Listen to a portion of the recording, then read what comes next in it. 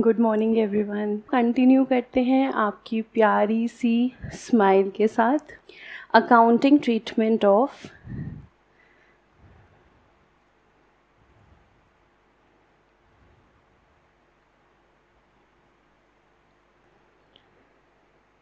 मुस्कुराते मुस्कुराते लिखेंगे accounting treatment of specific transactions.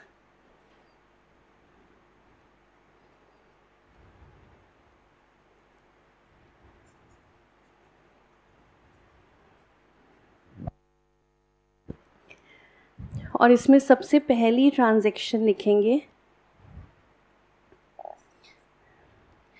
Subscriptions.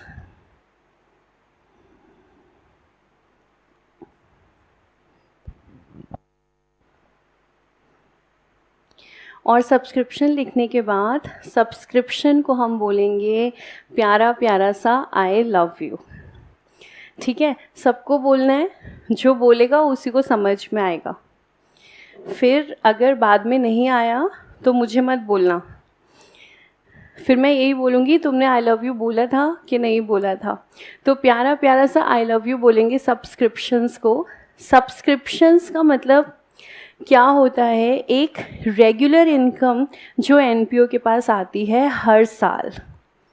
Subscription आपके मैगज़ीन के लिए हो सकता है, न्यूज़पेपर्स के लिए हो सकता है, एंट्री के लिए हो सकता है, किसी भी चीज़ के लिए हो सकता है। ये एक इनकम है, सब्सक्रिप्शन यानी कि income, not for profit organization की इनकम है ये। सब्सक्रिप्शंस वर्ड से ही आपके सामने आएगी। अब हमें देखना है इस इनकम का ट्रीटमेंट क्या होता है। तो एक एग्जांपल ले लेते हैं। सब्सक्रिप्शंस, इसके रिलेटेड कुछ इन्फॉर्मेशन हमें गिवन है। सबसे पहले है सब्सक्रिप्शंस रिसीव्ड।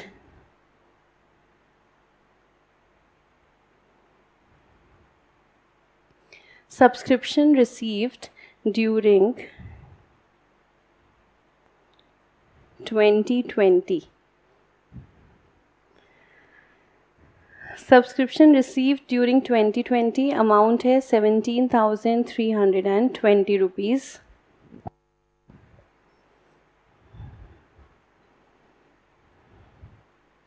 तो जब मैं लिखती हूँ 2020 तो हम बात कर रहे हैं कैलेंडर ईयर की, जनवरी टू दिसंबर। अगर मैंने यहाँ लिखा होता 1920 तो हम बात कर रहे हैं फाइनेंशियल ईयर की। तो सब्सक्रिप्शन रिसीव्ड ड्यूरिंग 2020 17,320। उसके बाद एक लाइन का गैप देके लिखेंगे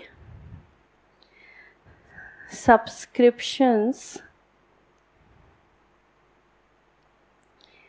आउटस्टैंडिंग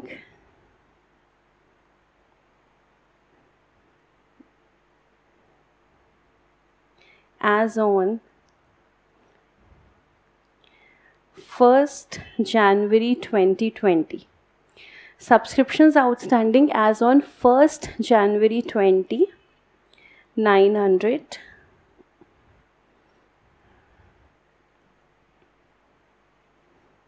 फिर एक लाइन का गैप देके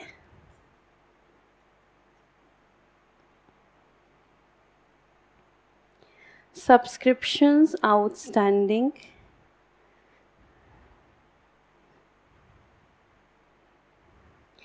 as on 31st December 20, 700.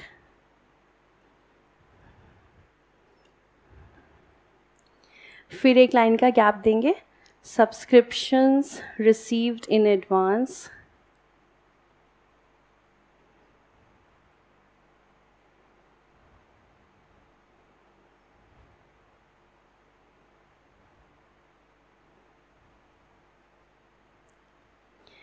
as on 1st January 20,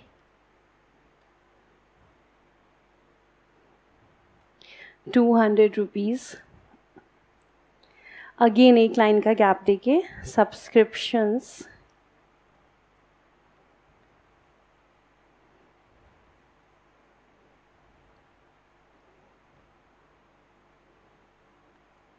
received in advance as on 31st December 20, 100 rupees.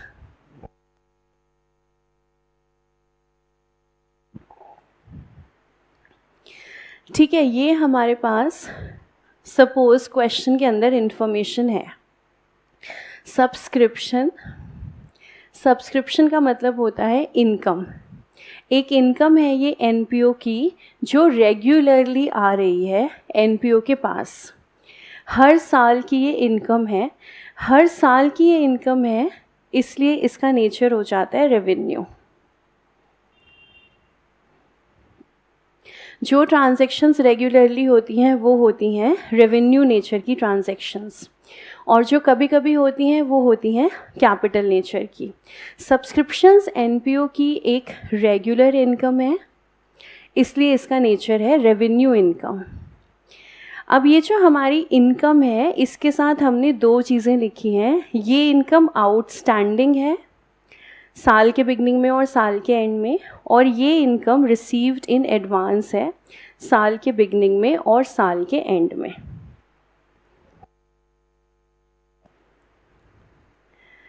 Income के साथ आउटस्टैंडिंग हम लिख सकते हैं क्या मैम? हाँ, बिल्कुल लिख सकते हैं। अच्छा, आप लोग सोचते हो कि सिर्फ हम एक्सपेंस के साथ आउटस्टैंडिंग लिख सकते हैं?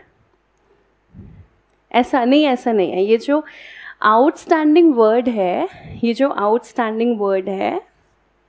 एक स्टूडेंट ने डाउट पूछा कि क्या हम आउटस्टैंडिंग इनकम के साथ कैसे लिख सकते हैं। तो आपको शायद ऐसा लगता है कि सिर्फ हम खर्चे के साथ लिखते हैं, ऐसा नहीं है। आउटस्टैंडिंग जो वर्ड है, इसका मतलब होता है नॉट डेल्ट विद, या फिर नॉट येट डन। तो ऐसा नहीं होता कि हम आउटस्टैंडिंग शब्द सिर्फ खर्चे के साथ यूज़ करते हैं, नहीं। अकाउंट्स में आउटस्टैंडिंग वर्ड दोनों के लिए यूज़ होता है, चाहे वो खर्चा हो चाहे वो इनकम हो। हाँ, ये बात अलग है, जनरली हमेशा आप किसके साथ देखते हो ये शब्द? एक्सपेंसेस के साथ। तो जैसे आप देखते हो सैलरी आउटस्टैंडिंग, रेंट आउटस्टैंडिंग, लेकिन इसका मतलब ये नहीं है ये सिर्फ खर्चों के लिए होता है, ये इनकम के लिए भी होता है, क्योंकि आउटस्टैंडिंग का मतलब होता है नॉट येट डन, जो भी काम है। तो पेमेंट के केस में देना बाकी है, इनकम के केस में लेना बाकी है। तो पेमेंट है तो वो देना आउटस्टैंडिंग है, और इनकम है तो रिसीव करना आउटस्टैंडिंग है। इसलिए इसमें कहीं कोई डाउट ना रहे, हम इनकम्स के साथ भी आउटस्टैंडिंग वर्ड अकाउंट्स के अंदर यूज़ करते हैं, बिल्कुल सही है और हमेशा हम करेंगे। तो सब्सक्रिप्शन, इससे रिलेटेड हमारे पास इंफॉर्मेशन आई। आउटस्टैंडिंग है साल के बिगनिंग में, साल के एंड में, और रिसीव्ड इन एडवांस है साल के बिगनिंग में और साल के एंड में। क्वेश्चन हमें इतनी इन्फॉर्मेशन देगा। अब ज़रा हम अपनी अंडरस्टैंडिंग के लिए लिखते हैं। सब्सक्रिप्शन रिसीव्ड ड्यूरिंग 2020, इसका मतलब है, तो ब्रैकेट में लिखते हैं इसका मतलब है cash received during the current year.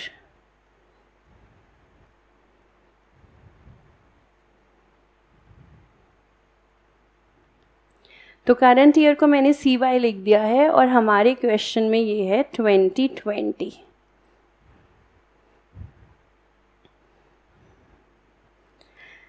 तो ये बात तो बिल्कुल हमें समझ में भी आ रही है। जब क्वेश्चन बोल रहा है subscription received during the year, इसका मतलब cash received during current year, हमारे एग्जाम्पल में 2020।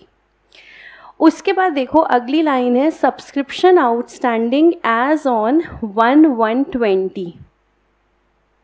अब इसको समझने के लिए, थोड़ा सा बेटर समझने के लिए, मैंने इसको ऐसे लिख दिया। 1/1/20 का मतलब है 31/12/19।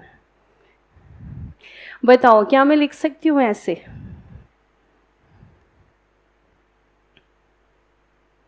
है ना, सबने करा यस, बिल्कुल लिख सकते हैं। एक ही बात है ना, 31 दिसंबर 19 को जो है वो ही 1 जनवरी 20 को है। तो जो लास्ट ईयर का क्लोजिंग है वो ही इस साल का ओपनिंग है। फिर हम आगे आएंगे सब्सक्रिप्शन आउटस्टैंडिंग एज ऑन 31 दिसंबर 20, ये तो 31 दिसंबर 20 ही है। Subscription received in advance as on 1/1/20। फिर अपनी अंडरस्टैंडिंग के लिए मैंने कहा ठीक है भाई, इसका तो मतलब यही हुआ ना 31/12/19, यही मतलब हुआ 1/1/20 यानी कि 31/12/19। फिर subscription received in advance as on 31/12/20। तो अभी एक चीज़ तो हमने ये समझ ली कि भाई अगर हम साल के बिगिनिंग की बात करते हैं, हमने सब्सक्रिप्शन आउटस्टैंडिंग साल के बिगिनिंग में बोला 900, सब्सक्रिप्शन रिसीव्ड इन एडवांस हमने साल के बिगिनिंग में बोला 200। जब हम साल के बिगिनिंग की बात करते हैं तो उसका एक ही मतलब होता है, it is as good as previous year and.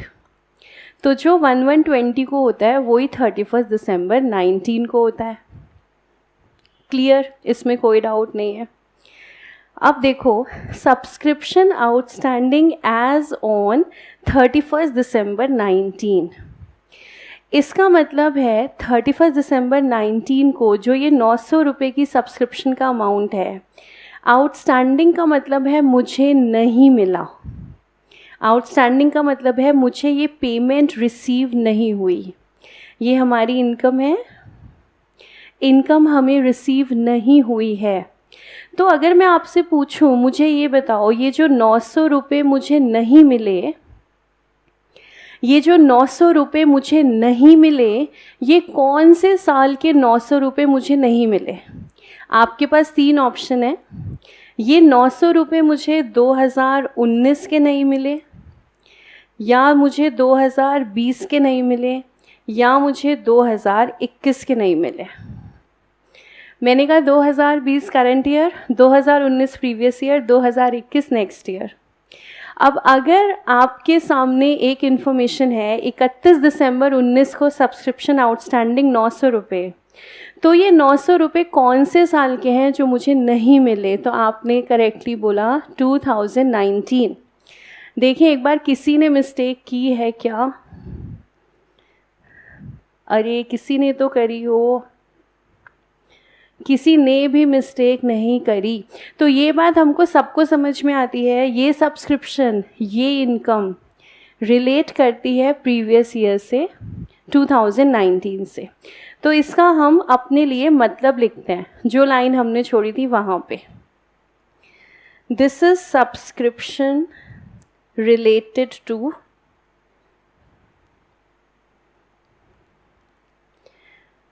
2019, पहले हम लिखेंगे previous year, subscription related to previous year जो हमारे क्वेश्चन में है 2019।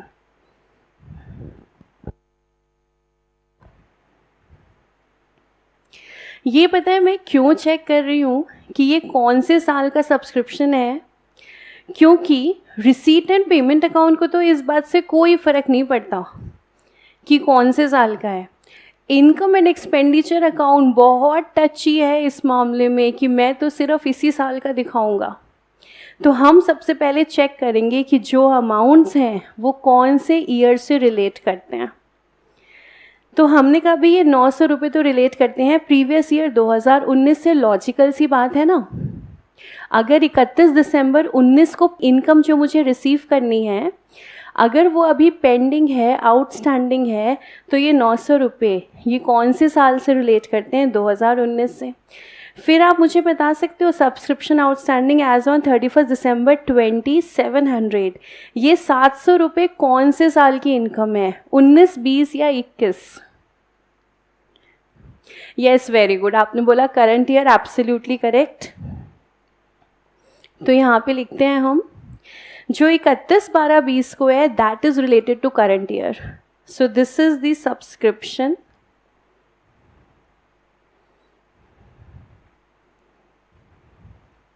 related to current year 2020।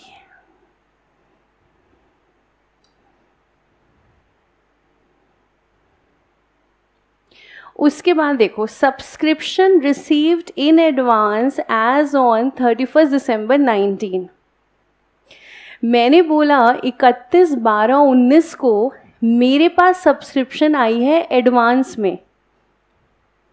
अगर मैं बोल रही हूँ ये सब्सक्रिप्शन मेरे पास एडवांस में आई है, मतलब इस साल की तो नहीं है। इस साल की होती तो मैं ये नहीं बोलती एडवांस में आई है। मैं बोल रही हूँ सब्सक्रिप्शन मुझे एडवांस में मिली है एज ऑन 31 दिसंबर 19। तो ये जो मुझे एडवांस मिला है ये मुझे कौन से साल का मिला होगा? क्या ये मुझे 2019 का मिला है एडवांस? हो नहीं सकता, 31/12/19 को हम बोल रहे हैं।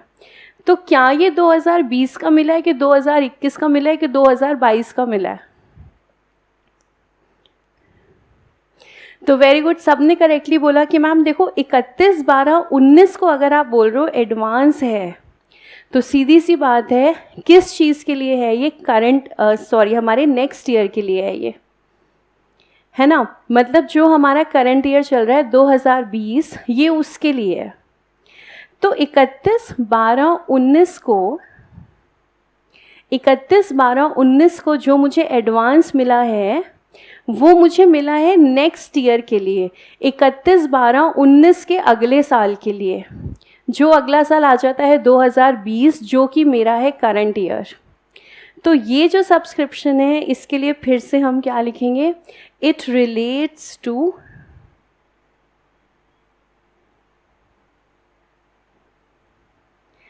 Current year 2020।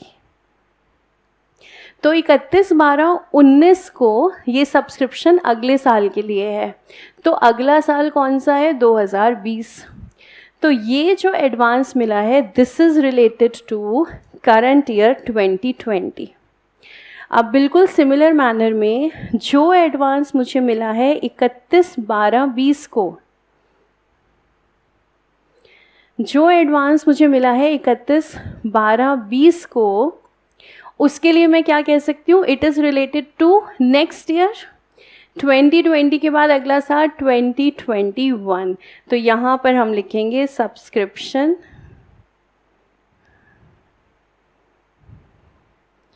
Related to next year 2021। तो हमारे पास है करंट ईयर, हमारे पास है प्रीवियस ईयर, हमारे पास है नेक्स्ट ईयर। हम 2020 में हैं तो कुछ इनकम 2019 से रिलेट कर सकती है, कुछ इनकम 2021 से रिलेट कर सकती है। ऐसा नहीं है क्वेश्चन ये सब अमाउंट्स देगा, हो सकता है सारे दे दे, हो सकता है सिर्फ आउटस्टैंडिंग दे दे, हो सकता है सिर्फ रिसीव्ड इन एडवांस दे दे, हो सकता है आउटस्टैंडिंग एट एंड दे दे, एडवांस इन बिगनिंग दे दे। कोई भी परम्यूटेशन कॉम्बिनेशन बनाया जा सकता है और यही कॉन्सेप्ट है जो हर चीज़ पे लगेगा। सब्सक्रिप्शन की जगह हम सैलरीज़ कर दें, सैलरीज़ की जगह हम एक्सपेंसेस कर दें, हम कुछ भी कर दें, कॉन्सेप्ट सेम रहेगा। तो ये जो एक चीज़ समझेंगे तो इससे 10 चीज़ें हम ऑटोमेटिकली और समझ जाएंगे। अगर यहाँ आउटस्टैंडिंग और रिसीव्ड इन एडवांस का सिस्टम समझा तो 10 और प्रकार की ट्रांजैक्शन में सब जगह यही सिस्टम अप्लाई हो जाएगा। तो सबसे पहले तो आप यहाँ तक देखो, ये जो मैंने रेड पेन से लिखा है यहाँ देखो, ये बात बिल्कुल क्लियर है या नहीं। और अगर क्लियर है तो इसको एक बार अपने माइंड में दोबारा से बिठाओ और यहाँ तक कोई डाउट है तो आप पूछो और इसको अपने माइंड में बिठाओ जो मैंने यहाँ पे रेड पेन से लिखा है। और जो ब्लैक पेन से है वो क्वेश्चन में गिवन है, जो रेड पेन से है वो हमारी अंडरस्टैंडिंग है कि इस लाइन का मतलब क्या है। देखो आप इसको आराम से।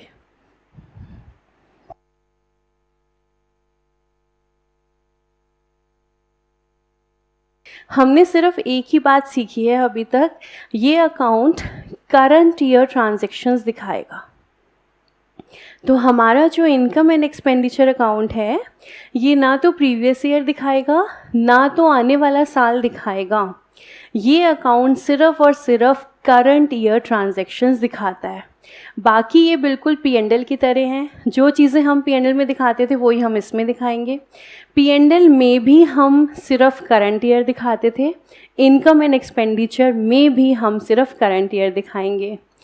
P&L में भी हम सिर्फ रेवेन्यू ट्रांजैक्शंस दिखाते थे, इनकम एंड एक्सपेंडिचर में भी हम सिर्फ रेवेन्यू ट्रांजैक्शंस दिखाएंगे। ठीक है, और देखो और कोई डाउट? क्लियर है? इसके बाद आप लिखते हैं रिक्वायरमेंट। क्वेश्चन ने आपसे पूछा क्या?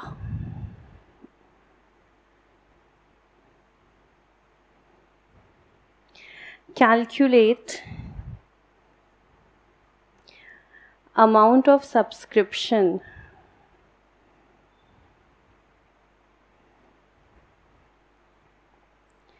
to be shown in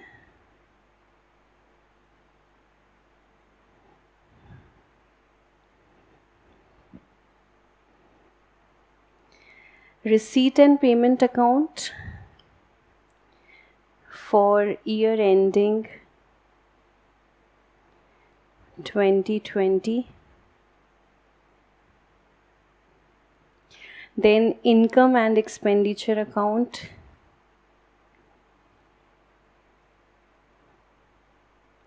for year ending 2020,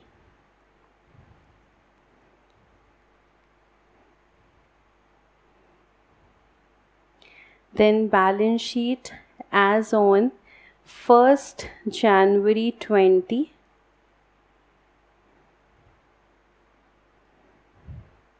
इसको हम लोग सिंपल शब्दों में ओपनिंग बैलेंस शीट भी बोल देते हैं।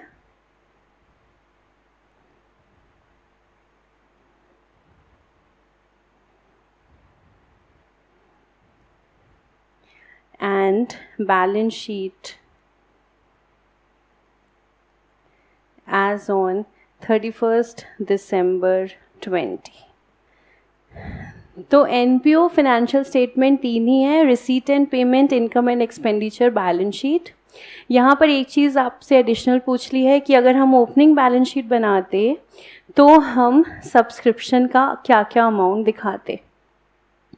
ओपनिंग बैलेंस शीट हमें उस केस में बनानी पड़ती है जहाँ पर कैपिटल फंड का बैलेंस गिवन नहीं होता, तो फिर हम ओपनिंग बैलेंस शीट बनाते हैं और कैपिटल फंड निकालते हैं एज बैलेंसिंग फिगर।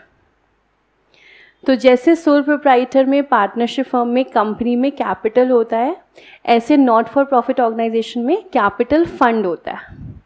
तो कैपिटल फंड हमें गिवन होता है तो ठीक है, नहीं गिवन होता तो ओपनिंग बैलेंस शीट की मदद से हम निकालते हैं। उस समय हमें बनानी पड़ती है ओपनिंग बैलेंस शीट। और फिलहाल हम सिर्फ फोकस कर रहे हैं सब्सक्रिप्शन पे। सब्सक्रिप्शन का इन सारे अमाउंट्स में से अब फर्दर पोस्टिंग कैसे कैसे होगी, रिसीट एंड पेमेंट में क्या दिखाएंगे, इनकम एंड एक्सपेंडिचर में क्या दिखाएंगे, ओपनिंग बैलेंस शीट में क्या दिखाएंगे and year and balance sheet में क्या दिखाएंगे। तो सबसे पहले हम स्टार्ट करते हैं रिसीट एंड पेमेंट अकाउंट से।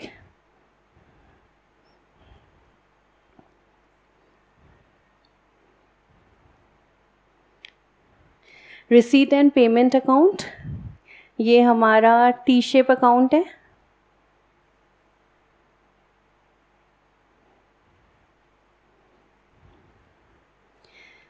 रिसीट एंड पेमेंट अकाउंट हमारा टी शेप अकाउंट है। ये सबसे पहले हम देखते हैं सब्सक्रिप्शंस हम रिसीट एंड पेमेंट में कितनी दिखाएंगे।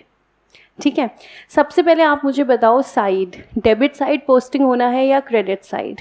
Receipt and payment, debit is receipt, credit is payment. Yes correct. तो क्योंकि ये हमारी इनकम है तो हम इसको पोस्ट करेंगे टू सब्सक्रिप्शंस।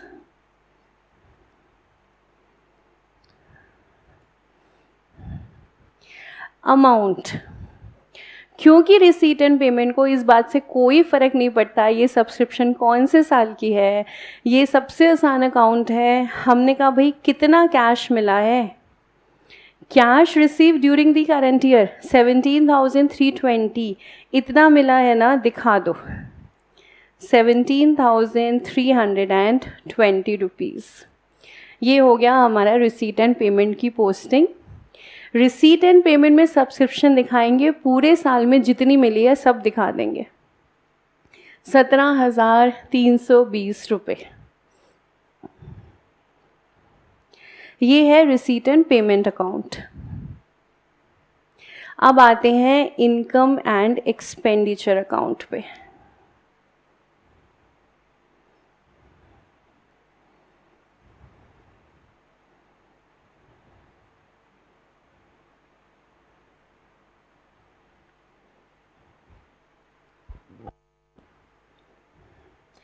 अब सबसे पहले बताओ साइड, कौन सी साइड पे लिखेंगे, डेबिट साइड पे कि क्रेडिट साइड पे? क्रेडिट साइड पर, क्योंकि यहाँ पर हमारी जो क्रेडिट साइड है वो हमारी इनकम की साइड है, तो हम लिखेंगे बाय सब्सक्रिप्शंस।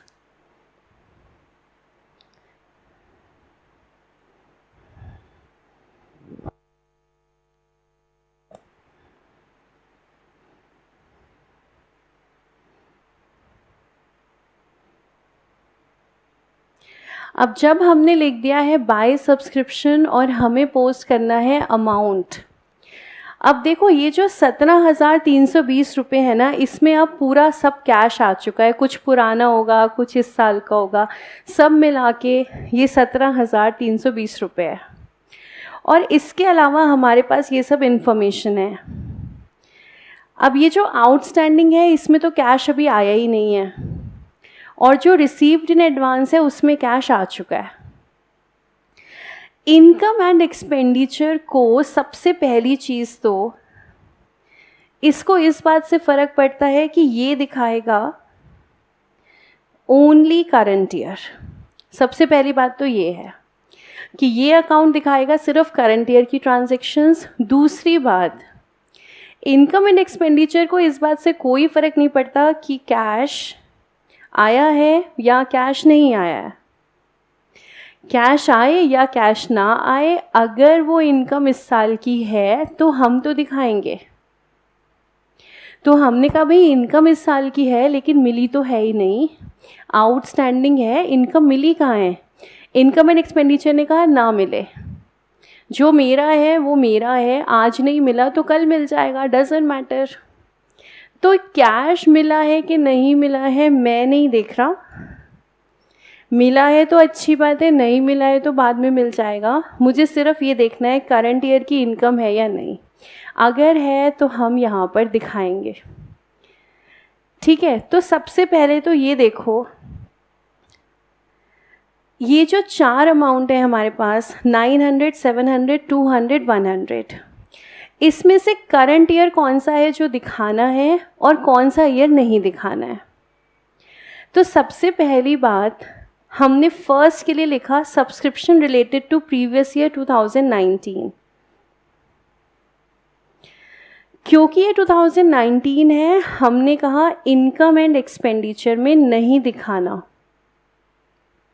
उसके बाद subscription related to current year 2020, क्योंकि ये करंट ईयर है, हमने कहा इनकम एंड एक्सपेंडिचर में दिखाएंगे। आपने कहा आउटस्टैंडिंग है, कैश तो आया ही नहीं। इनकम एंड एक्सपेंडिचर ने कहा कैश बेसिस अकाउंटिंग नहीं हो रही है, अक्रूअल बेसिस हो रही है। कैश नहीं आए डजंट मैटर, ये इनकम इस साल की है तो हम दिखाएंगे। तो इनकम एंड एक्सपेंडिचर में हम इसको दिखाएंगे। फिर हमने लिखा subscription related to current year 2020, current year है, हम दिखाएंगे। फिर हमने लिखा सब्सक्रिप्शन रिलेटेड टू 2021, तो नेक्स्ट ईयर है तो हम नहीं दिखाएंगे। और ये जो दिखाना है नहीं दिखाना है, इसको एडजस्ट करना है 17,320 के साथ कि अब इन सारे अमाउंट्स में से क्या दिखाएंगे और क्या नहीं दिखाएंगे। तो हमने कहा भाई देखो सब्सक्रिप्शन मिली है 17,320, इस 17,320 में ये 900 रुपये भी मिले हैं जो पिछले साल के थे, ये इस साल मिल गए होंगे, लेकिन ये पिछले साल के हैं, हमारे साल के नहीं हैं, इसको हटा दो, माइनस। हटाना है मतलब माइनस, दिखाना है मतलब प्लस। तो ये 900 रुपये तो हटा दो। फिर हमने कहा अगला जो है 700 रुपये सब्सक्रिप्शन, ये आउटस्टैंडिंग है, ये अभी मिली नहीं है, लेकिन ये इस साल की है तो इसको दिखाएंगे, तो +700। फिर हमने कहा भाई देखो सब्सक्रिप्शन अगली जो आ रही है that is related to current year 2020, तो करंट ईयर से रिलेटेड है तो दिखाना है, तो +200। फिर हमने कहा अगला जो आ रहा है subscription related to 2021, current year से नहीं है तो नहीं दिखाएंगे, तो -100। तो ये जो हमारा अमाउंट आता है, देखें कितना आ रहा है ये अमाउंट,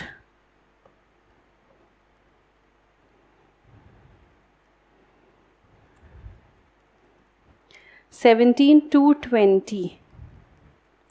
ये जो हमारा अमाउंट है इसे हम दिखाएंगे इनकम एंड एक्सपेंडिचर अकाउंट में।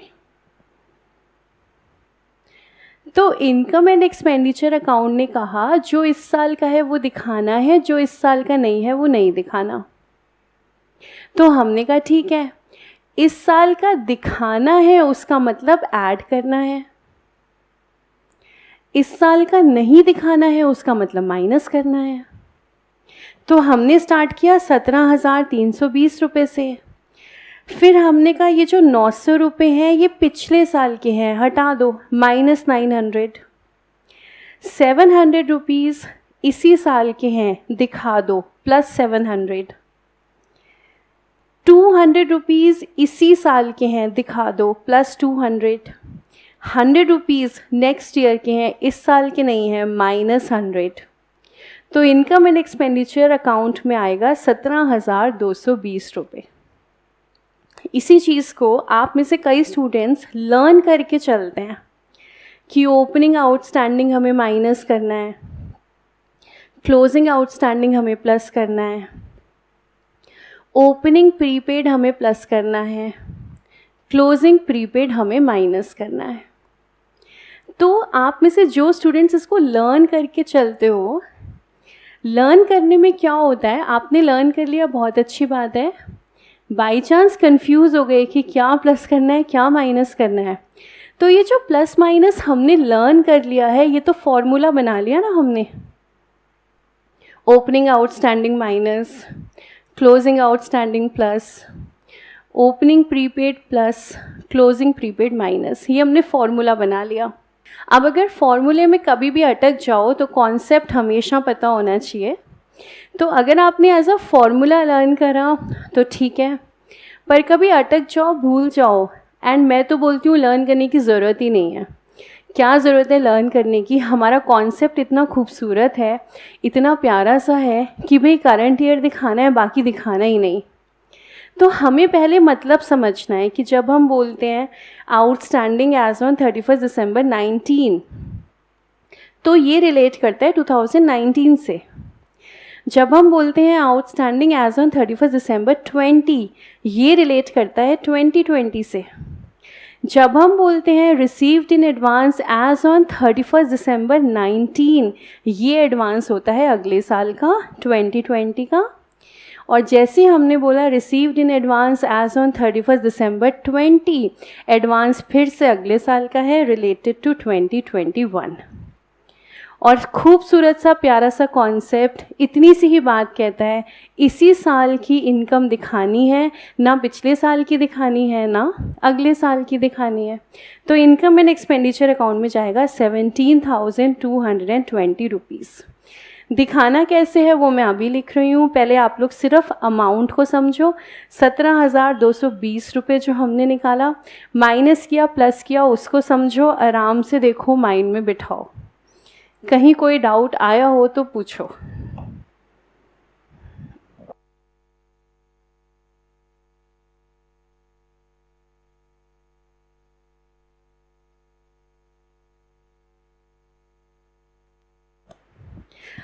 ये जो चारों चीज़ें हैं ना, ये इसको बोलते हैं हम एडजस्टमेंट।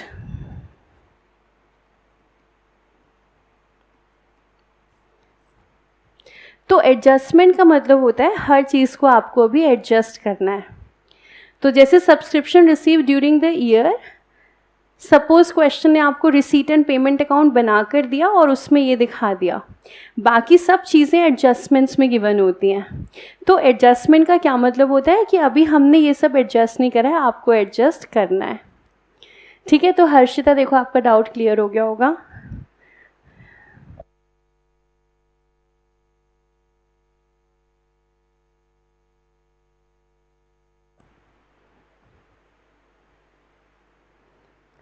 हाँ, तो खुशी जो आपका भी डाउट है, तो देखो ये सब चीज़ें, इसको बोलते हैं हम एडजस्टमेंट्स। तो एडजस्टमेंट्स का मतलब होता है इन सब चीज़ों को हमें अब एडजस्ट करना है। तो जो आउटस्टैंडिंग्स होते हैं, जो प्रीपेड्स होते हैं, उसे हम एडजस्ट करते हैं। देखो 17,320 रुपये के अंदर जो आप कह रहे हो, आपने बोला सब्सक्रिप्शन रिसीव्ड इन एडवांस वाले में हमें 31 दिसंबर 2019 को ही मिल गया था, वो पहले से ही ऐड होगा ना? नहीं, वो हमें लास्ट ईयर मिला था, इस साल नहीं। वो जो अमाउंट था हमें लास्ट ईयर मिला था, और ये जो 17,320 है ये receive during the current year है। ठीक है, बाकी इसको 5 मिनट और रखो, ज़रा 5 मिनट इंतज़ार करो। मैं ये अकाउंट्स के बाद जर्नल एंट्री कराऊंगी सब्सक्रिप्शन की, उसमें आपका डाउट थोड़ा और बेटर रूप से क्लियर हो जाएगा। तो सब्र रखो 5 मिनट का। उसके अलावा देखो कोई डाउट? इनकम के साथ अग्रीड वर्ड आता है, बिल्कुल आता है, लेकिन अगर हम आउटस्टैंडिंग लगाएं तो उसमें कोई पाप हमने अकाउंट्स में नहीं किया है। ठीक है, अगर मैं अक्रूड लिखती हूँ तो वो भी सही है, और अगर मैं आउटस्टैंडिंग लिखती हूँ तो वो भी सही है, क्योंकि आउटस्टैंडिंग का मतलब होता है नॉट डेल्ट विथ। ठीक है, तो अगर आउटस्टैंडिंग लगा दिया है क्वेश्चन ने तो भैया कोई पाप नहीं हुआ है, हम लगा सकते हैं आउटस्टैंडिंग। और खबरदार, जो तुम लोगों ने एग्जामिनर को नॉलेज दिखाई और आउटस्टैंडिंग की जगह अक्रूड डाला, ये समय नहीं है नॉलेज दिखाने का। जब क्वेश्चन ने बोला सब्सक्रिप्शन आउटस्टैंडिंग, तो हमें भी क्या दिखाना है? Subscription outstanding, plus it is quite logical, इसमें कोई मिस्टेक नहीं है। आउटस्टैंडिंग का मतलब होता है नॉट डेल्ट विद। इससे आगे निकल आओ और इम्पॉर्टेंट चीज़ें समझने के लिए, बजाय कि तुम इसी में अटक जाओ। शब्द आउटस्टैंडिंग लगा सकते हैं कि नहीं? बिल्कुल लगा सकते हैं, कोई प्रॉब्लम नहीं है, बिल्कुल लिख सकते हैं हम। ठीक है, तो पहले मुझे बोलो किस किस को समझ में आ रहा है 17,220 का अमाउंट बिना फॉर्मूला लर्न करे, बिना फॉर्मूले के, प्लस क्या करना है, माइनस क्या करना है, किस किस को बात समझ में आ गई है? बहुत ही बढ़िया, बहुत ही बढ़िया, बहुत सारे बच्चों को समझ में आ गई, सबको ही समझ में आ गई है, बहुत सारे मैसेजेस आ गए हैं। तो भाई 17,220 अमाउंट हमें क्लियर है। आप देखते हैं दिखाना कैसे है। तो सब्सक्रिप्शन अकाउंट कैलकुलेशन हम शो करेंगे वर्किंग नोट में। तो सब्सक्रिप्शन का ये मान के चलो वर्किंग नोट बनना ही बनना है, वो कैलकुलेशन होना ही होना है। आउटस्टैंडिंग भी होगा, प्रीपेड भी होगा, हम दिखाएंगे ही दिखाएंगे। यहाँ पे अमाउंट हमने डाला 17,220 और बना लेते हैं इसका वर्किंग नोट।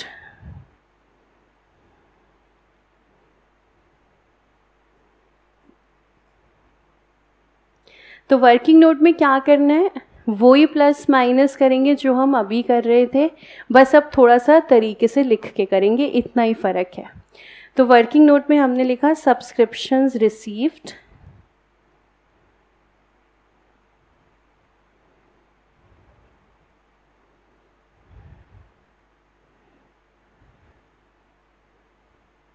$17,320, फिर हमने माइनस किया ओपनिंग आउटस्टैंडिंग,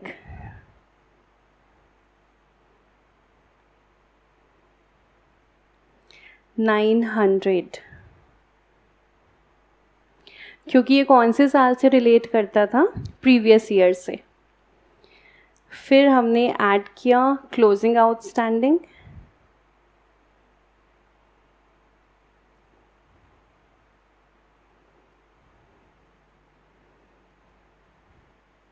क्योंकि ये रिलेट करता है हमारे करंट ईयर से।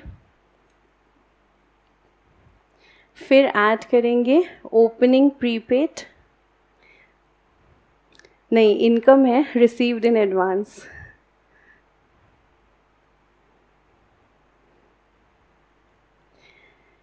received in advance 200,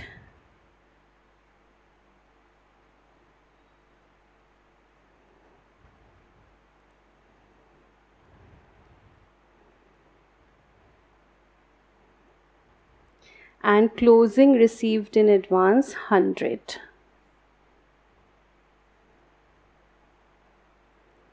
तो ये हमें मिलेगा amount to be shown in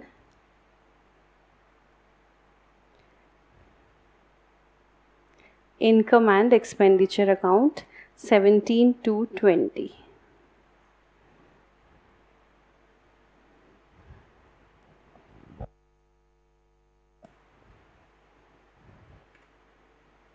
working note को वैसे हम कितना भी सुंदर सुंदर बना सकते हैं, outstanding as on 1 January, as on 31 December, but क्योंकि एनपीओ का क्वेश्चन अगर 10 मार्क्स का आ रहा है, 15 मार्क्स का आ रहा है, तो ऑलरेडी क्वेश्चन में करने के लिए बहुत कुछ है, तो इसलिए वर्किंग नोट को शॉर्ट में बना लेंगे तो भी चल जाएगा।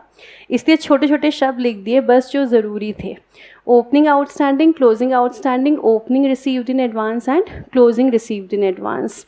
तो इनकम एंड एक्सपेंडिचर अकाउंट में आ गया 17,220 रुपीज़। अब इसके बाद देखते हैं बैलेंस शीट में क्या दिखाएंगे। तो दोनों हमारी बैलेंस शीट ओपनिंग और क्लोजिंग,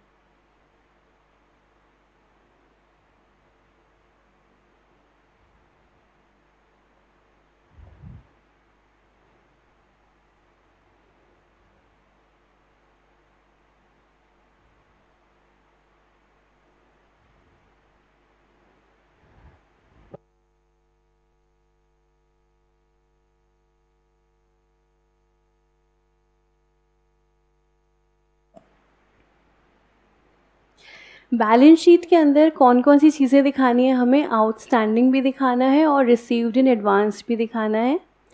जो हमारी इनकम है, इनकम अगर हमारी आउटस्टैंडिंग है तो वो हमारा एसेट है, और इनकम अगर हमारी रिसीव्ड इन एडवांस है तो वो हमारी लायबिलिटी है। तो सबसे पहले हमारे पास है सब्सक्रिप्शन आउटस्टैंडिंग एज ऑन 1 जनवरी 20, यानी कि 31 दिसंबर 19। ये सब्सक्रिप्शन जो है आउटस्टैंडिंग है 900, ये हमारा एक एसेट है। तो हमने बैलेंस शीट में एसेट साइड पर लिखा सब्सक्रिप्शंस, कितना 900, ये हमारी इनकम है, ये हमारा एसेट है।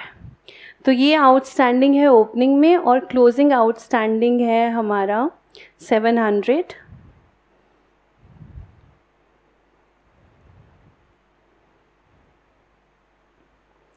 तो सब्सक्रिप्शन 900 और 700 ये हमारा बैलेंस शीट के अंदर एसेट साइड पर, क्योंकि सब्सक्रिप्शन अगर आउटस्टैंडिंग है तो वो हमारा एसेट है, हमारी इनकम है जो हमें मिलनी है, और रिसीव्ड इन एडवांस है तो वो हमारी लायबिलिटी है। तो लायबिलिटी साइड पे लिखेंगे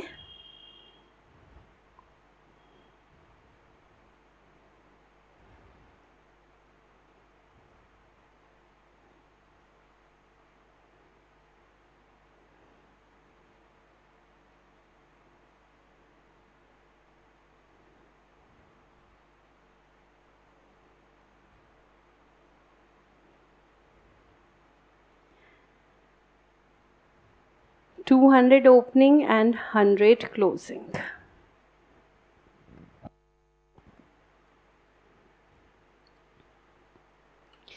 तो ये हमारा ट्रीटमेंट है सब्सक्रिप्शंस का, रिसीट एंड पेमेंट में, इनकम एंड एक्सपेंडिचर में, ओपनिंग बैलेंस शीट में और क्लोजिंग बैलेंस शीट में। अब एक बार इसको सारे को आप माइंड में बिठा लो, क्योंकि यही सब ट्रीटमेंट सैलरी के केस में होगा, एक्सपेंसेस के केस में होगा। फ़र्क सिर्फ इतना है, एक इनकम है, एक खर्चा है, लेकिन कॉन्सेप्ट सब में सेम लगेगा। तो ये कॉन्सेप्ट अगर आप माइंड में बिठा लोगे तो और डिफरेंट ट्रांजैक्शंस का कॉन्सेप्ट भी क्लियर होता जाएगा। तो एक बार इसको आराम से देखो। सब्सक्रिप्शन रिसीट एंड पेमेंट में कैसे दिखाते हैं, इनकम एंड एक्सपेंडिचर में कैसे दिखाते हैं और बैलेंस शीट में कैसे दिखाते हैं।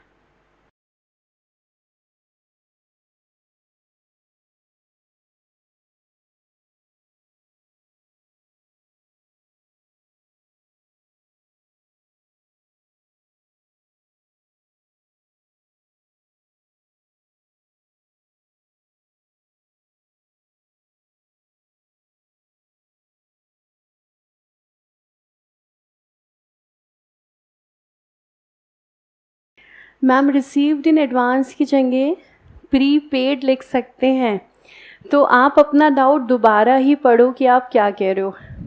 रिसीव्ड इन एडवांस की जगह प्री पेड, दोनों चीज़ें अलग हो गई ना।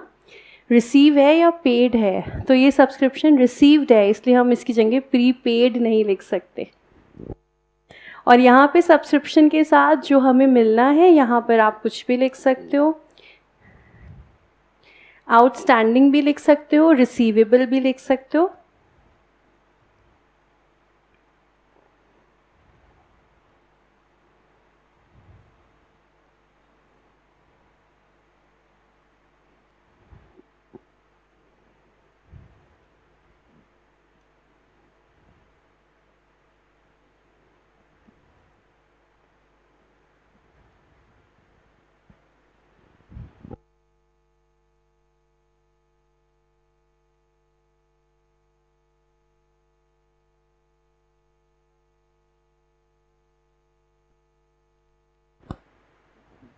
पेपर में सब्सक्रिप्शन अकाउंट बनाकर ही दिखाना है या हम ऐसे प्लस माइनस कर सकते हैं। पेपर में सब्सक्रिप्शन अकाउंट हमें तभी बनाना चाहिए अगर क्वेश्चन स्पेसिफिकली बोलता है। अगर क्वेश्चन नहीं बोलता है तो हमें हमेशा प्लस माइनस करना चाहिए, क्योंकि इसमें हमारा समय बचता है एज़ कम्पेयर टू अगर हम अकाउंट बनाते हैं। तो अगर आप बना भी दोगे तो गलत नहीं होगा कि सब्सक्रिप्शन अकाउंट बनाकर आप निकाल रहे हो ये अमाउंट, लेकिन बेटर यही है अगर क्वेश्चन बोलता है तब तो आप बनाओ, क्योंकि जब क्वेश्चन मांगता है तो सब्सक्रिप्शन अकाउंट के स्पेशली मार्क्स होते हैं। अब जब क्वेश्चन नहीं बोल रहा है तो फिर हमारी मर्ज़ी कैसे भी बनाओ, तो वहाँ पर जितने सेकंड्स बचते हो बचा लेना चाहिए, तो प्लस माइनस कर लेना चाहिए। लेकिन अगर आप फिर भी अकाउंट बनाओगे तो ऑब्वियसली गलत तो होगा ही नहीं, तो आप कैसे भी बना सकते हो। तो देखो ये वाले चारों हमें ट्रीटमेंट क्लियर है, receipt and payment, income and expenditure और दोनों बैलेंस शीट। अब हम थोड़ा सा देख लेते हैं जर्नल एंट्रीज़ क्या रहती हैं related to subscription.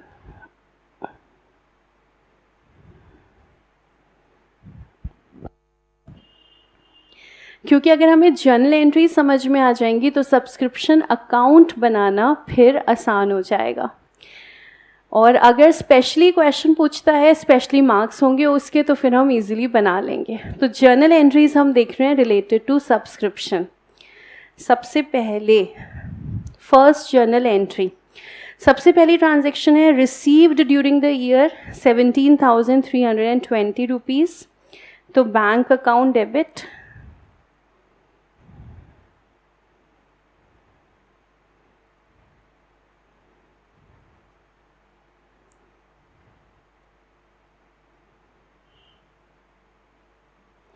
To subscriptions account 17,320।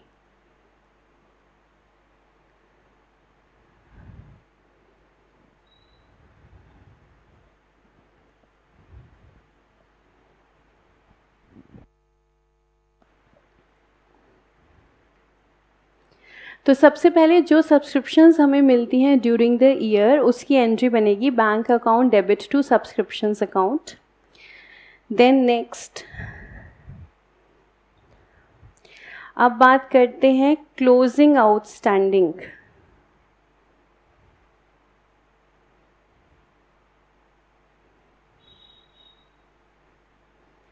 हमारे एग्जाम्पल में बात करें तो outstanding as on 31st December 20।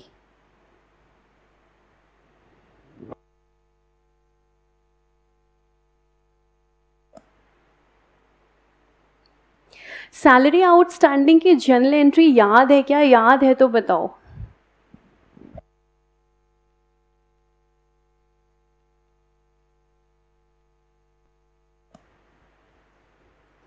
Salary to salary outstanding, salary to salary outstanding, salary to salary outstanding, absolutely correct. Salary एक खर्चा है, उसकी आउटस्टैंडिंग की एंट्री बनती है salary to salary outstanding. Subscription एक इनकम है, तो सब्सक्रिप्शन आउटस्टैंडिंग की जर्नल एंट्री क्या बन जाएगी? Absolutely correct. क्या बन जाएगी? Subscription outstanding to subscription.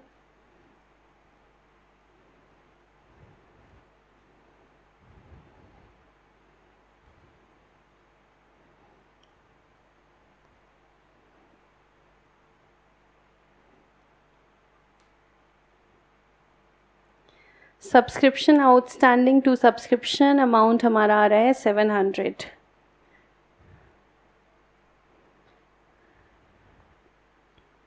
तो इनकम में और एक्सपेंस में इतना ही फ़र्क है, साइड हमारी रिवर्स हो जाती है अकाउंटिंग करते समय। सैलरी के लिए हम बनाते हैं सैलरी टू सैलरी आउटस्टैंडिंग, तो इनकम के लिए बन जाती है सब्सक्रिप्शन आउटस्टैंडिंग टू सब्सक्रिप्शन।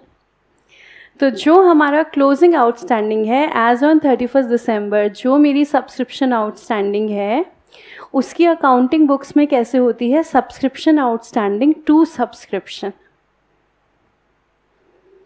ठीक है, फिर देखते हैं closing received in advance.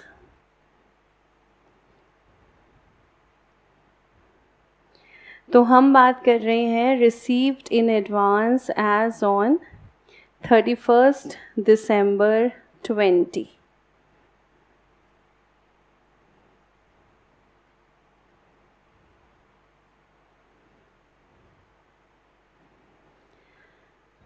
Subscriptions received in advance as on 31st December 20। काफ़ी बच्चों ने जर्नल एंट्री बना ली है, मैं चाहूँगी बाकी बच्चे भी बना लें। जैसे आउटस्टैंडिंग की बननी है वैसी एडवांस की बननी है। Yes, very good. Subscription to subscription received in advance.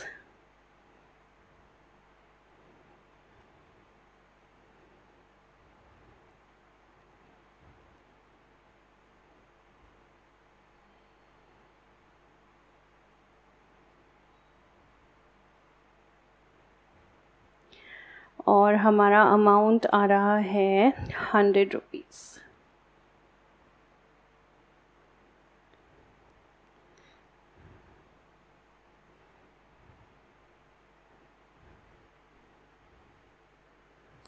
तो आराम से माइंड में बिठाते जाओ, हमने आउटस्टैंडिंग क्लोजिंग की एंट्री बना ली और outstanding received closing received in advance की।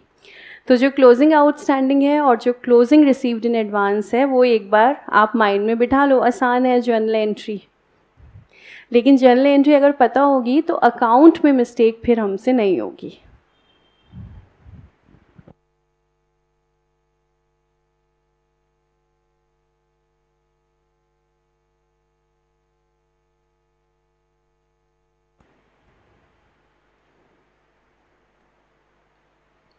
ठीक है, फिर आगे चलते हैं।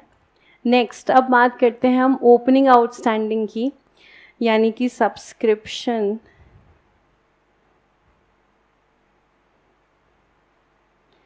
आउटस्टैंडिंग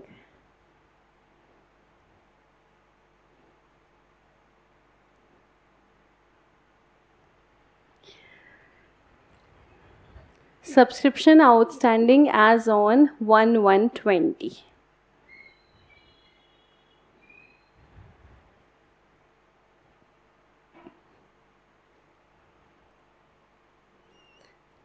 इसको समझने के लिए 1/120 को हम क्या एंट्री डाल रहे हैं, पहले हम समझेंगे इसकी एंट्री एज ऑन 31 दिसंबर 19 क्या हुई होगी। तो क्या आप मुझे बता सकते हो 31/12/19 को जर्नल एंट्री क्या बनी होगी इसकी। ये जो सब्सक्रिप्शन हमारी आउटस्टैंडिंग है 900 रुपीज़ की, 31/12/19 को क्या एंट्री बनी होगी। सभी का आंसर करेक्ट आ रहा है, यही एंट्री बनी होगी। Subscription outstanding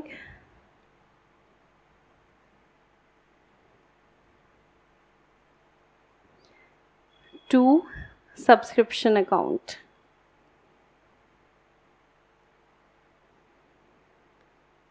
$900।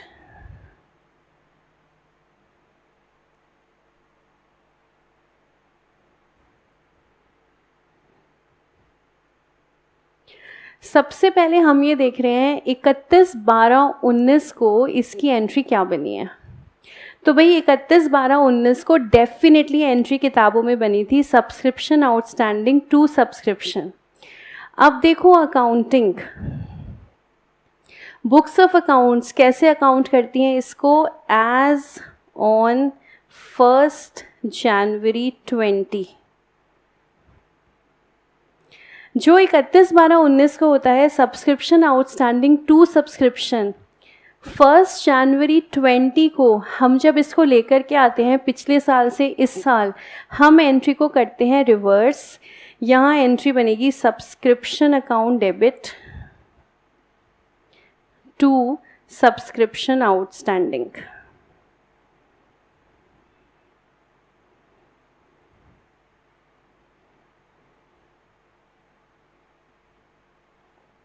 और जब हमें ये सब्सक्रिप्शन मिलती है तो उस समय हम कर देते हैं बैंक टू सब्सक्रिप्शन।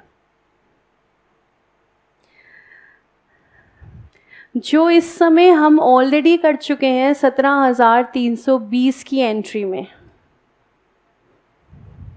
मतलब इस बात को थोड़ा सा समझना, अब जब मुझे सब्सक्रिप्शन मिलती है तब मैं ये एंट्री पास नहीं करती बैंक टू सब्सक्रिप्शन आउटस्टैंडिंग, ये पिछले साल वाली थी। बैंक टू सब्सक्रिप्शन ये इस साल वाली है। Bank to subscription in advance हम ऐसा नहीं करते। क्या आपको ढोल की आवाज़ सुनाई दे रही है ना? तो ढोल बज रहे हैं इस बात पे कि सब्सक्रिप्शन अकाउंट आपको समझ आ रहा है या नहीं। उम्मीद है ये ढोल आपके दिमाग में तो नहीं बज रहे होंगे ना, बाहर ही बज रहे हैं। देखो फिर से समझो, हम लोग जो बात कर रहे थे, हम जब सब्सक्रिप्शन को रिसीव करते हैं, सब्सक्रिप्शन मेरी एक इनकम है इसलिए हमेशा रिसीव की बात हो रही है। हम जब सब्सक्रिप्शन को रिसीव करते हैं तो हम एंट्री इस तरीके से नहीं डालते कि हमने बोला बैंक टू सब्सक्रिप्शन आउटस्टैंडिंग, ये आउटस्टैंडिंग वाली है, फिर हमने बोला टू सब्सक्रिप्शन ये इस साल वाली है, फिर हमने बोला टू सब्सक्रिप्शन इन एडवांस। हमारी अकाउंटिंग ऐसी नहीं है। हमारी अकाउंटिंग ऐसी है कि हम सिर्फ एक एंट्री डालते हैं बैंक टू सब्सक्रिप्शन जब भी हमें सब्सक्रिप्शन मिलती है। ये अकाउंटिंग क्योंकि हम करते हैं, हम सिर्फ बैंक टू सब्सक्रिप्शन डालते हैं, इसीलिए हम साल के खुलते ही जर्नल एंट्री को रिवर्स कर देते हैं। और ये चांस की बात है कि हम सीख इस चैप्टर में रहे हैं, एनपीओ के चैप्टर में, लेकिन ये हर आउटस्टैंडिंग का यही ट्रीटमेंट है। चाहे आप वो फॉर प्रॉफिट ऑर्गेनाइजेशन अकाउंटिंग कर रहे हो तब भी यही होता है। ये सिर्फ एक इत्तेफाक है कि हमने पहले किसी चैप्टर में इस एंट्री को सीखा ही नहीं। इसको हम सीखते इसी चैप्टर में, नॉट फॉर प्रॉफिट वाली में, लेकिन ये होता हर जगह है। यही मेरी अकाउंटिंग है। वो सारी जर्नल एंट्रीज जिसमें मैंने आउटस्टैंडिंग डाला हुआ है 31/12/19 को, जैसे ही नया साल ओपन होगा 1 जनवरी 20 हम एंट्री को रिवर्स कर देते हैं। तो 1 जनवरी 20 ये एंट्री आ जाती है सब्सक्रिप्शन टू सब्सक्रिप्शन आउटस्टैंडिंग। इसका कारण ये होता है कि अब जब ये 900 रुपये मुझे मिलेंगे इस साल, क्योंकि लास्ट ईयर आउटस्टैंडिंग है, रिसीव नहीं हुए, रिसीव तो हो नहीं है, तो वो इस साल रिसीव होंगे।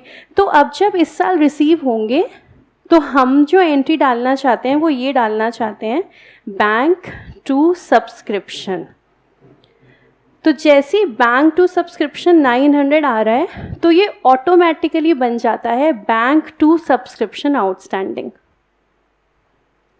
ऐसे ही हो जाएगा ना ऑटोमेटिकली। अगर मैंने 1 जनवरी को डाल दिया सब्सक्रिप्शन टू सब्सक्रिप्शन आउटस्टैंडिंग, 900 रुपये मिलने पर मैंने डाल दिया बैंक टू सब्सक्रिप्शन, तो ऑटोमेटिकली अकाउंट्स के अंदर इफेक्ट आ गया। ये 900 रुपये किस बात के थे? सब्सक्रिप्शन आउटस्टैंडिंग के। तो इसलिए यहाँ पर सिस्टम क्या है, as on 1 January entry reverse हो जाएगी subscription to subscription outstanding. Similar case हम करेंगे एडवांस के साथ। ये जो हमने डाला है एडवांस, नेक्स्ट एंट्री लिखते हैं।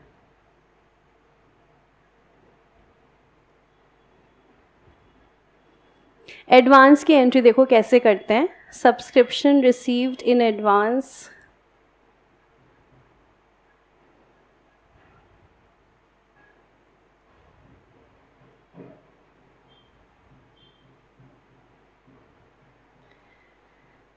as on 1/1/20।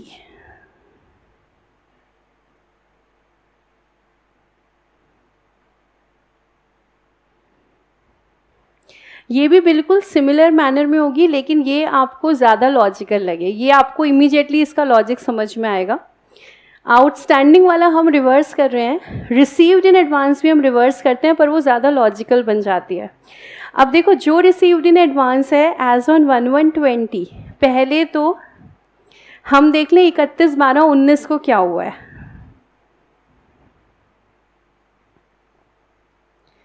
एज ऑन 31/12/19, तो आप ही मुझे बता दो कि भाई एज ऑन 31/12/19 हमने एंट्री क्या बनाई? Subscription to subscription in advance.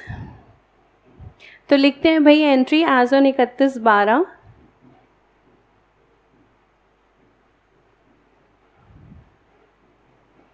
Amount हमारा आ रहा है 200, subscription to subscription received in advance.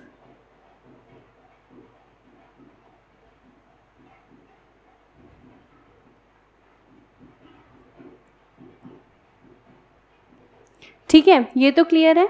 As on 31/12 तो हमने यही करा है, subscription to subscription received in advance. अब जब हम इसको लेकर के आ रहे हैं बुक्स में अगले साल, एज ऑन 1 जनवरी 20, ठीक है।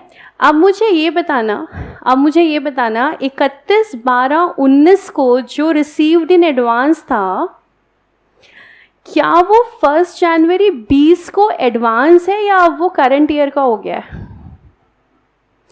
31/12/19 को तो रिसीव्ड इन एडवांस था ना, क्योंकि वो अगले साल का था। अब एज ऑन 1/1/20 क्या ये एडवांस है या अब ये इसी साल का बन गया? अब तो ये इसी साल का बन गया। देख रहे हो एक दिन का खेल, ये एक दिन का खेल है। ये हमारी ओपनिंग जर्नल एंट्रीज होती हैं जो बहुत क्रूशियल होती हैं। तो 31/12 को मैंने बोला ये एडवांस है, subscription to subscription received in advance. 1 जनवरी को मैंने बोला एडवांस थोड़ी ना है, ये तो इसी साल का है। तो अब जब हम 1 जनवरी को लेकर आएंगे इसे बुक्स ऑफ अकाउंट्स में, तो हमने इसे क्या कर दिया, subscription in advance account debit. तो हमने कहा भाई अब ये एडवांस कहाँ रही, अब तो ये इसी साल की बन गई ना, subscription in advance debit to हमने करा सब्सक्रिप्शन।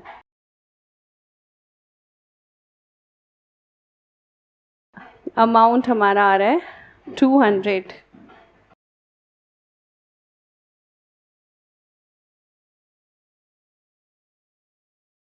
अब ये थोड़ा सा ज़्यादा लॉजिकल हो जाता है समझना, ये इजीली समझ में आ जाता है कि हाँ वो लास्ट ईयर का तो रिसीव्ड इन एडवांस था, इस साल का तो एडवांस है नहीं, तो हमने उसको रिवर्स कर दिया। तो भाई subscription in advance to subscription,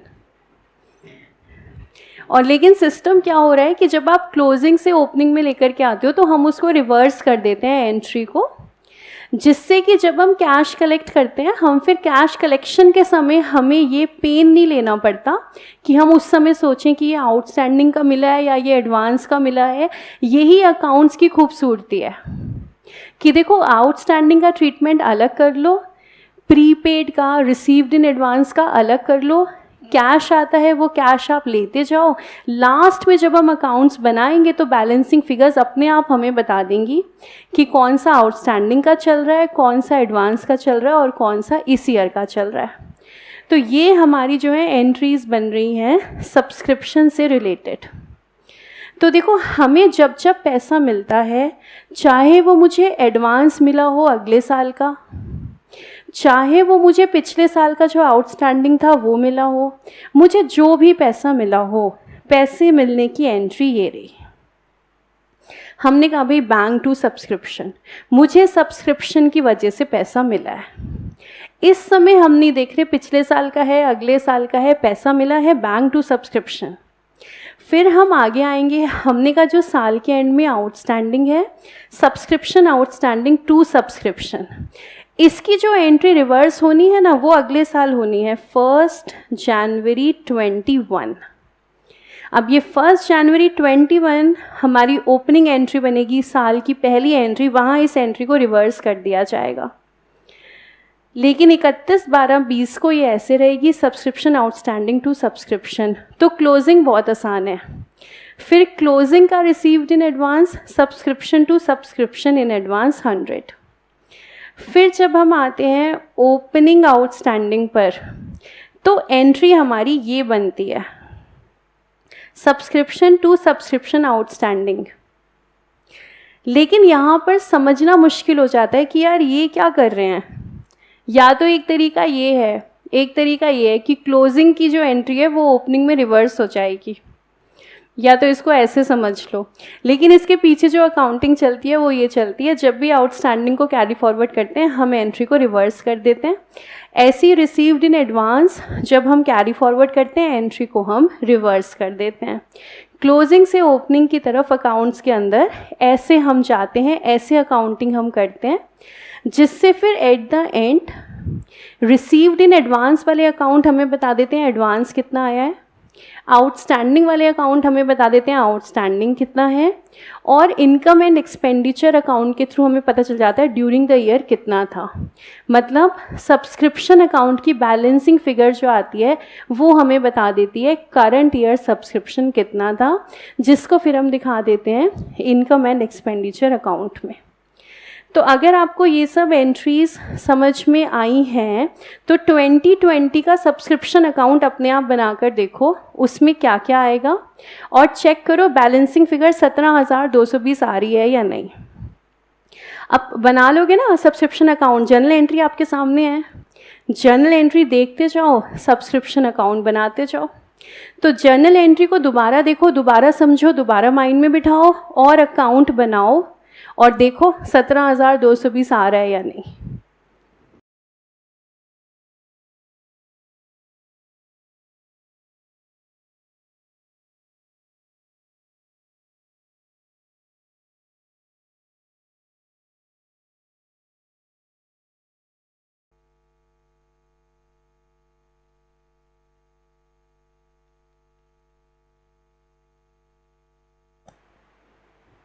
ध्यान रखना, सब्सक्रिप्शन अकाउंट मैं आपको बोल रही हूँ बनाओगे फॉर द ईयर एंडिंग 2020।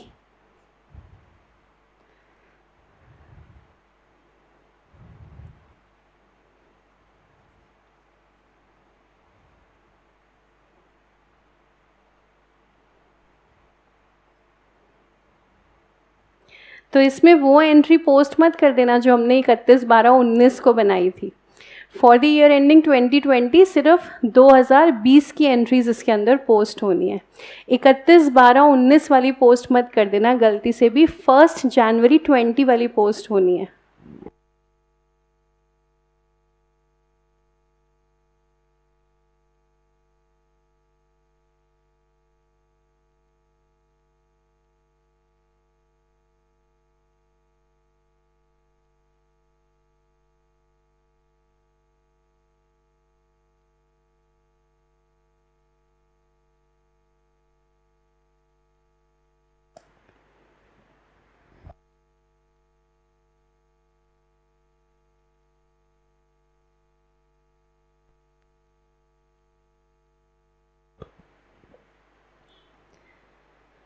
तो जर्नल एंट्री देखते जाओ और पोस्टिंग करते जाओ।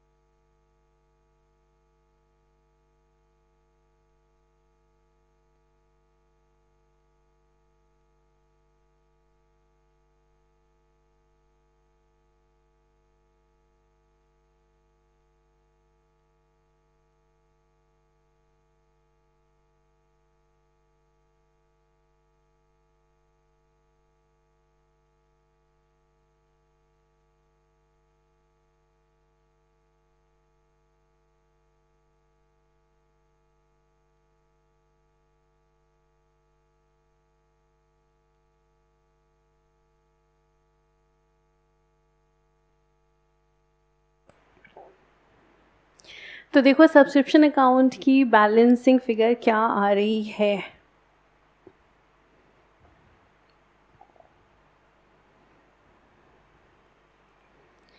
To income and expenditure account 17,220 rupees. तो सब्सक्रिप्शन अकाउंट में हमने जो पोस्टिंग करी है जर्नल एंट्री के बेसिस पर, पहले हमने किया था बैंक टू सब्सक्रिप्शन, तो हमने लिख दिया बाय बैंक। फिर हमने किया था आउटस्टैंडिंग की entry, subscription outstanding to subscription, तो आ गया बाय सब्सक्रिप्शन आउटस्टैंडिंग। फिर हमने की थी क्लोजिंग रिसीव्ड इन एडवांस की entry, subscription to subscription in advance, तो टू सब्सक्रिप्शन इन एडवांस 100। फिर हमने पढ़ा था ओपनिंग आउटस्टैंडिंग, तो जो एंट्री हम 1/120 को बनाते हैं तो एंट्री रिवर्स होती है, सब्सक्रिप्शन टू सब्सक्रिप्शन आउटस्टैंडिंग, वो हमने यहाँ पे लिख दिया 900। फिर 1/120 को रिसीव्ड इन एडवांस की reverse entry, subscription in advance to subscription, वो यहाँ पे लिख दिया बाय सब्सक्रिप्शन इन एडवांस। और फिर हमारी बैलेंसिंग फिगर आ गई इनकम एंड एक्सपेंडिचर अकाउंट। तो प्लस माइनस भी कर सकते हो, अकाउंट भी बना सकते हो। अब इस अकाउंट को चेक करने का क्या तरीका होता है, आपने जो प्लस माइनस करा था ना, जैसे हमने अभी करा था 17,320 प्लस 700 माइनस 900 प्लस 200 माइनस 100, तो ये जो प्लस माइनस से आपने करा था, बाई चांस अगर ऐसा है प्लस माइनस समझ में आ गया है, अकाउंट में मिस्टेक हो रही है, तो हमेशा इसको ना क्रॉस चेक कर लेना चाहिए अगर आपको अकाउंट बनाना पड़ रहा है क्वेश्चन में। मतलब जो आपकी प्लस आइटम्स हैं वो अकाउंट की क्रेडिट साइड पर आनी चाहिए 700 200, जो आपकी माइनस आइटम्स हैं वो इस अकाउंट की डेबिट साइड पर आनी चाहिए 900 और 100। तो इसका मतलब ये अकाउंट आपका बिल्कुल परफेक्ट है। मतलब इसको करने का लॉजिकल तरीका भी है और लर्न करने के भी 10 तरीके हैं कि आप लर्न करके इसको पोस्ट कर सको, पर मैं हमेशा प्रेफर करती हूँ लॉजिकल तरीका, क्योंकि लॉजिकल तरीके में ये होता है अगर AI ने क्वेश्चन घुमाया, अगर आपके दोस्त ने ज़्यादा शैतानी करी, उसकी शैतानी से बचने का तरीका है कॉन्सेप्ट्स। तो अगर कॉन्सेप्ट पकड़ा हुआ है तो शैतानी से बच जाएंगे, और अगर कॉन्सेप्ट नहीं पकड़ा है तो फिर भगवान से बस यही प्रार्थना करनी पड़ती है कि भगवान पेपर आसान दे देना, पेपर आसान दे देना। वहाँ पर फिर ये है कि देखा हुआ क्वेश्चन आएगा तो आप इजीली अपना लर्निंग वाले से भी कर लोगे, कोई प्रॉब्लम नहीं है। जैसे अभी भी मुझे 2-3 बच्चों ने लिखा था कि मैम हमारा तो है ना वो लर्निंग वाला ठीक है, क्लोजिंग आउटस्टैंडिंग प्लस कर दो, ओपनिंग आउटस्टैंडिंग माइनस कर दो। हाँ, तो आदतों को बदलने में समय तो लगता ही है, अब आपने लर्न करा हुआ है तो समय तो लगेगा, तो बेटर है दोनों चीज़ें कर लो। लर्न करा हुआ है अच्छी बात है, समझ भी लो, कि कैसे प्लस किया, कैसे हमने माइनस किया। और फिर ये जो एक तरीका है इसको भी याद रखो कि जो आपके प्लस माइनस में प्लस प्लस हो रहा है वो इस अकाउंट की क्रेडिट साइड पर आना चाहिए, और जो माइनस हो रहा है वो इस अकाउंट की डेबिट साइड पर आना चाहिए। तो फिर ये अकाउंट जो है करेक्टली आपका बन गया। ठीक है, अब देखो भाई आराम से, मैंने तो तभी तुम्हें कहा था सब्सक्रिप्शन को आई लव यू बोल दो। अब देख लो आराम से फिर से आई लव यू बोल दो, और ये पूरा जितना हमने अभी सीखा है इसको दोबारा रिवाइज कर लो।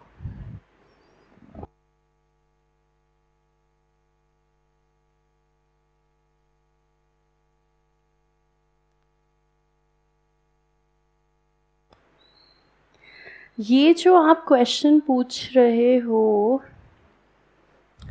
किसने पूछा ये क्वेश्चन? सान्या ने। सान्या, मुझे ये बताना, मुझे अकाउंट बताता है कि चीज़ें कौन सी हैं या नरेशन बताती है जर्नल एंट्री की? अकाउंट कब से बताने लगा तुम्हें कि कौन सी चीज़ कहाँ की है?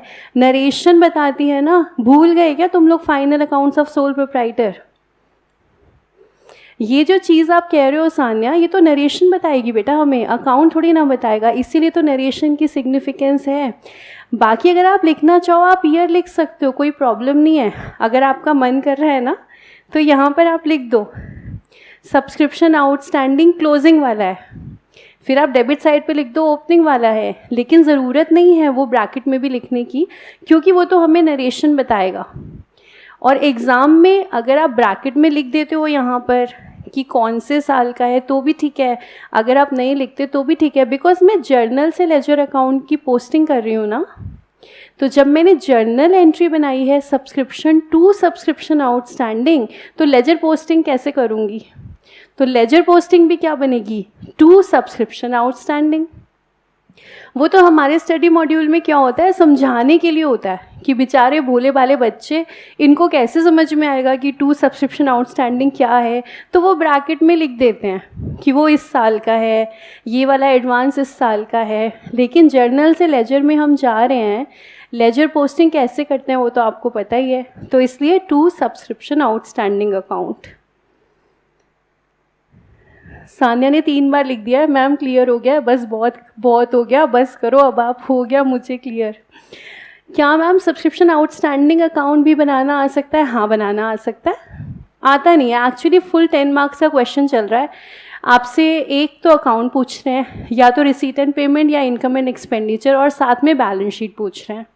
ये तो कोई अगर 5 मार्क्स का क्वेश्चन डालेगा ICI तो उसमें फिर ये आ जाएगा सब्सक्रिप्शन अकाउंट बना लो, आउटस्टैंडिंग बना लो। अब देखो एक बार आपने जर्नल एंट्री कर ली, अब आप आउटस्टैंडिंग अकाउंट भी बना सकते हो, अब आप रिसीव्ड इन एडवांस भी बना सकते हो, कोई प्रॉब्लम इसमें नहीं है।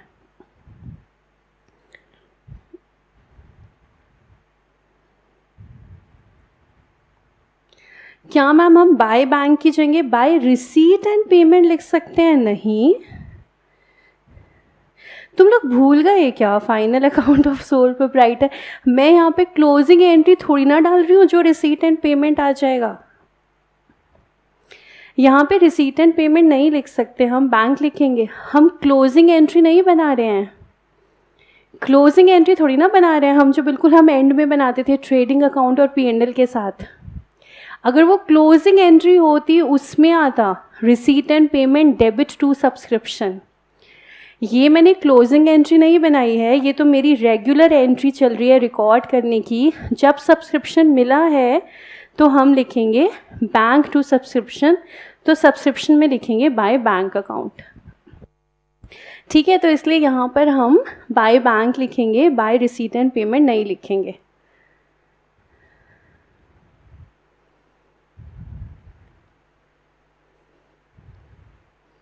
तो मैम हमने इनकम एंड एक्सपेंडिचर क्यों लिखा है? अरे ये तो बैलेंसिंग फिगर आ रही है ना, रिसीट एंड पेमेंट नहीं लिख सकते, इनकम एंड एक्सपेंडिचर कैसे लिख सकते हैं? हे भगवान, तुम लोग final account of sole proprietor पूरा भूल चुके हो। परचेज अकाउंट बनाया था हमने, सेल्स अकाउंट बनाया था हमने, उसकी बैलेंसिंग फिगर निकालते थे तो P&L में लिखते थे हम बैलेंसिंग फिगर के लिए, उसके अलावा नहीं लिख सकते। क्या करें हम, पता नहीं लोग किसी की यादों को कैसे संभाल के रखते हैं। हम तो जो 1 महीना पहले पढ़ते हैं वो भी भूल जाते हैं। देखो बच्चों, परचेज़ अकाउंट हम बनाते हैं, हम इसके अंदर ट्रांजैक्शन पोस्ट करते हैं। तो याद है हमने final account of sole proprietor में सीखा था कि जो हमारे नॉमिनल अकाउंट्स होते हैं उनको जब हम क्लोज करते हैं तो हम बाय बैलेंस सीडी नहीं लिखते। बताओ याद आया? जो हमारे नॉमिनल अकाउंट्स होते हैं हम जब उनको क्लोज करते हैं तो हम बाय बैलेंस सीडी नहीं लिखते, हम क्या लिखते थे? या तो ट्रेडिंग या तो P&L। तो ऐसे परचेज के अंदर हम क्या लिखते थे? By trading account. लेकिन इसके अलावा हम कभी नहीं लिखते थे ट्रेडिंग। ये सिर्फ बैलेंसिंग फिगर के लिए है। और इसका कारण क्या होता था बैलेंसिंग फिगर का? कि भाई यहाँ पर हम बैलेंस सीडी नहीं लिख सकते हैं, क्योंकि बैलेंस सीडी सिर्फ उन्हीं चीज़ों के लिए लिखा जाता है which are carried down to the balance sheet. तो याद है मैंने आपसे कहा था कि बैलेंस कैरिड डाउन तो आधा सेंटेंस है, पूरा सेंटेंस होता है balance carried down to the balance sheet. पर वो क्योंकि बहुत ज़्यादा बड़ा हो जाता है तो हमारी प्रैक्टिस में हम सिर्फ इतना ही लिखते हैं, बाय बैलेंस कैरिड डाउन। ऐसे ही जब हम लिखते हैं बैलेंस ब्रॉड डाउन तो वो पूरा सेंटेंस होता है brought down from the balance sheet. पिछले साल का बैलेंस हम ब्रॉड डाउन करके लाते हैं, पर हम लिखते सिर्फ इतना ही है, टू बैलेंस ब्रॉड डाउन। तो देखो ये तो बात वो हो रही है कि जो हमारे नॉमिनल अकाउंट्स हैं, परचेज का अकाउंट है, सेल का अकाउंट है, सैलरी का अकाउंट है, इन सब अकाउंट को जब हम क्लोज करते हैं, बैलेंसिंग फिगर निकालते हैं, तो हम यहाँ पे सीडी नहीं लिखते। तो यहाँ पर हमने लिखा ट्रेडिंग, यहाँ पे हमने लिखा P&L। तो जब हम बैलेंसिंग फिगर निकालेंगे तो हम ये लिखते हैं। इसीलिए सब्सक्रिप्शन अकाउंट में बैलेंसिंग फिगर के साथ हम क्या लिखते हैं? To income and expenditure account. लेकिन अब जहाँ तक बाय बैंक की बात है, यहाँ पर रिसीट एंड पेमेंट नहीं आएगा, वो तो क्लोजिंग एंट्री है, हम क्लोजिंग एंट्री पोस्ट नहीं कर रहे। क्लोजिंग एंट्री, अब क्योंकि तुम लोग भूल तो चुके ही हो, देखो याद करो जो हमने final account of sole proprietor में पढ़ा था, ऐसा कुछ पढ़ा था हमने लास्ट में। हमने कहा था हम ऐसे एंट्री बना देंगे, trading account debit to opening stock, to purchases, to wages. ये जो एंट्री थी ये हमारी क्लोजिंग एंट्री थी। ऐसी फिर हमने कहा था sales account debit, closing stock account debit to trading account. फिर अगली एंट्री ग्रॉस प्रॉफिट के लिए बनाई थी, trading account debit to P&L account, gross profit को कैरी फॉरवर्ड किया था। फिर हमने बनाया था P&L अकाउंट डेबिट टू सारे के सारे खर्चे। उसके बाद सारी इनकम डेबिट टू P&L, वो होती है क्लोजिंग एंट्री। जब हम वो बनाते हैं वहाँ पर फाइनल अकाउंट्स का नाम आता है पहली बार। इससे पहले किताबों में कभी नहीं आता ट्रेडिंग अकाउंट डेबिट या P&L डेबिट, ये उसी समय आता है लास्ट में। इसलिए रिसीट एंड पेमेंट अकाउंट यहाँ पर नहीं आ सकता, नहीं आ ही नहीं सकता, तो यहाँ पर आएगा बाय बैंक अकाउंट। ठीक है, अब देखो क्लियर है क्या? तुम लोगों को याद आ गया?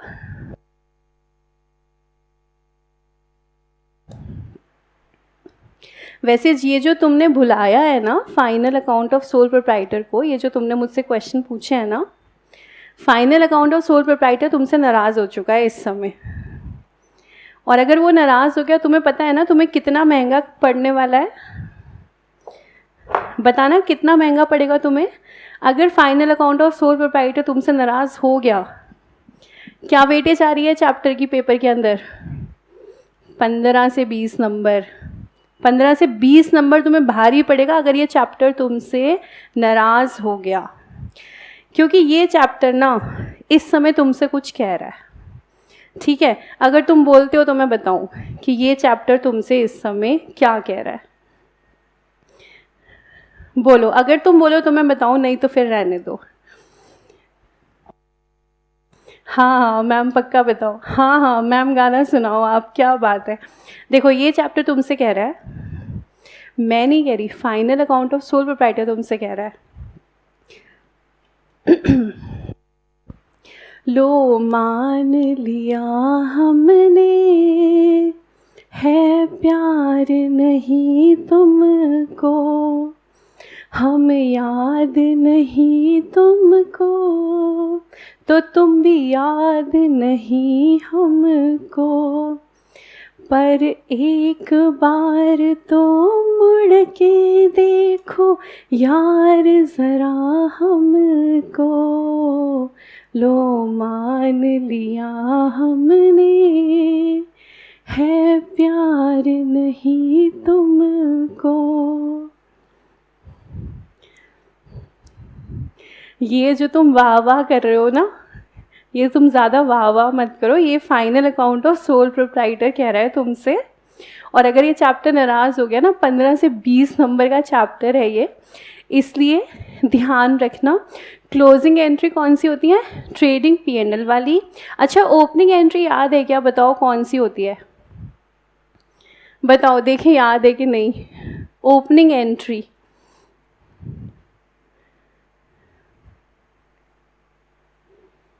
अभी तो सिर्फ 3 बच्चों ने मुझे आंसर किया है। ओपनिंग एंट्री कौन सी होती है? अगर बाई चांस क्वेश्चन आपसे पूछता है, एक बैलेंस शीट देता है कि मेक दी ओपनिंग एंट्री, तो ओपनिंग एंट्री हम कौन सी बनाते थे? हाँ, अब कुछ कुछ बच्चों को याद आ रहा है,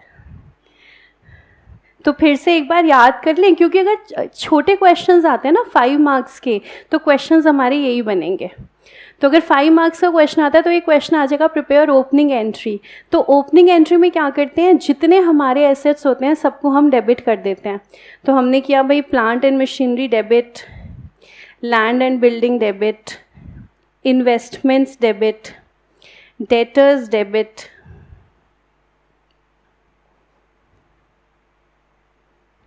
ओपनिंग एंट्री का मतलब है हमारे साल के ओपन होने के बाद फर्स्ट जर्नल एंट्री, हर नए अकाउंटिंग ईयर की फर्स्ट जर्नल एंट्री। तो उसमें हम क्या करते हैं, हम लास्ट ईयर की बैलेंस शीट कैरी फॉरवर्ड करते हैं, तो वो फर्स्ट एंट्री बनाते हैं, तो इसको हम बोलते हैं ओपनिंग एंट्री।